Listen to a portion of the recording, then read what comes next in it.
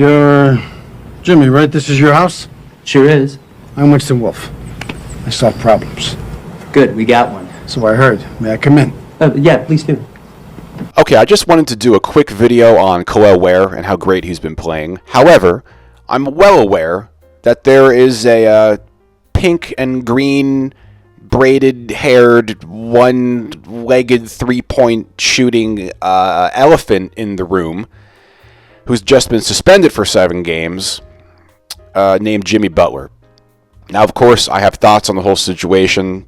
Everybody's talking about it. I want to see me get my joy back from playing basketball. Can you get your joy back here on the court? Probably not. But I'm going to be a little bit of a contrarian here and talk about Kel El Ware instead of Jimmy Butler. Now, a guy like Kel El Ware, 7 foot tall, 32.5-inch vertical, crazy long wingspan, that kind of player the Heat have not had in recent memory. Correct me if I'm wrong. But this is a very unique player. And look, I'll be honest, I may or may not watch a lot of these games legally. I may or may not stream them from a shady website. Sue me. But oftentimes I get the opposing team's broadcast. And when they're talking about Kel El Ware, when he plays, I hear words used that I never associate with the Miami Heat.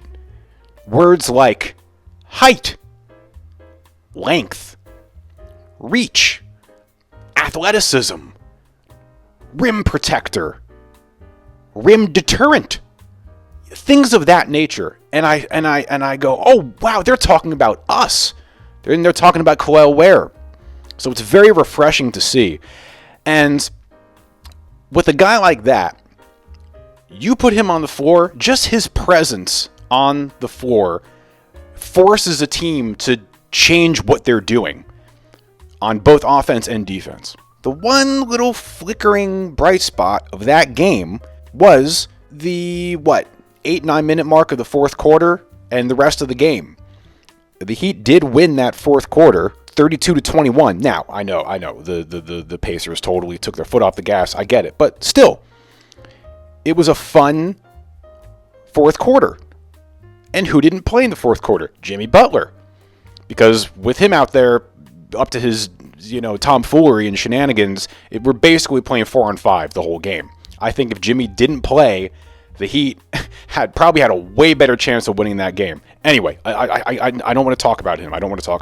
All of a sudden, it's fun basketball. And you have a bunch of guys who are playing loose and playing free, and they're playing hungry. And it's beautiful to watch. And this Kel El Ware kid, 25 points in 21 minutes. 3 blocks. I don't care that he didn't have any rebounds. I saw a great joke on some comment, and the person said, well, yeah, Kel El Ware didn't have any rebounds because the Pacers were shooting 100% from the field, and it certainly felt that way.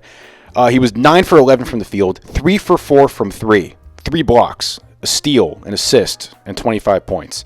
Now, I've been seeing some other detractors say, oh, who cares? It was garbage time. It was a blowout, blah, blah, blah. Malarkey, I say. I'm going to put a highlight in slow motion right now of Kel El Ware. I think he sets a high screen for Tyler and rolls, and Tyler hits him.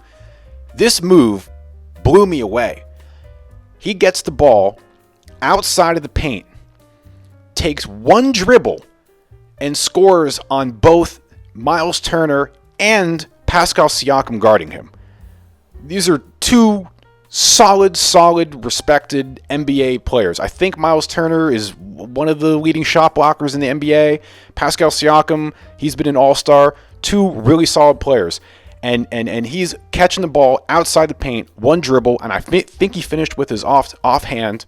20-year-old kid finishing like that on 2 solid NBA players. And even besides this 25-point game, ever since December 21st, he has gotten a big uptick in playing time and doing pretty damn well. Let's look at this real quick. December 21st, played 14 minutes, 8 points, 7 rebounds, 2 blocks. December 23rd, 17 minutes, 9 points, 7 rebounds, 2 steals, and a block. Skip a couple games, 29th, 14 minutes, 7 points, 7 rebounds, 2 assists, a block. The Pelicans game, played 17 minutes, 10 points, 5 rebounds, assist, a block. If and when he does get more playing time, like let's say he plays 20 minutes a game, you got to cut the kid some slack. Like, it might not always be pretty. He's 20. He's still developing. He's still going to look very raw sometimes. There's probably going to be some bigger, more experienced, stronger, more fundamental centers that might, kill him on certain nights. But that is all part of the learning process, and that's how you get better. And the way this season's going, I am fine with more Kel El Ware minutes. Another thing that really impresses me about him is his shooting form. The confidence in which he can shoot a three, and not stupid confidence. It's a confidence where his form looks pretty damn good for a guy that's as tall as him. He has nice rotation on the ball. There was that one shot where it bounced around on the rim a couple times and went in. That means that you have good rotation on the ball, good backspin, and you have a good soft touch. What I do wonder is, as he gets better and as he gets older, where does he fit in with Bam? And that might not be an issue this season, but, say a few years from now, say when he's 23 and Bam's 30. How does that work? Because Bam's supposed to be a 5. I mean, would it be crazy to have Bam at the 5 and Ware at a 4? If he's this good of a shooter, he seems to really like shooting three-pointers, and he's pretty good at it. I think that's something that the Heat are going to have to figure out eventually.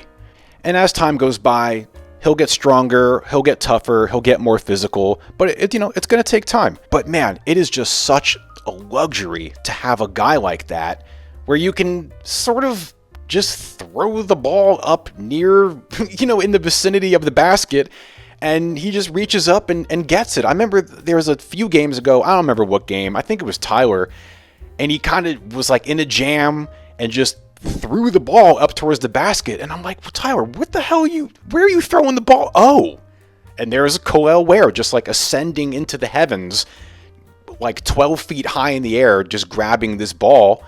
And I heard Karate and Reed, they equate it to a pressure release valve, which is really true. And it's just such a luxury having a guy like that on your roster, and it really changes the dynamic of both your offense and your defense. As miserable as things are with the Heat right now, there is kind of like a little bit of a light at the end of the tunnel. And look, I'm not going to sit here and say we're going to win a championship and anything like that. But remember, despite all the Jimmy drama, and if you pretend that this Pacers game didn't happen, what was it? The Heat won their last 7 out of 8 games at home and their last 4 out of 5.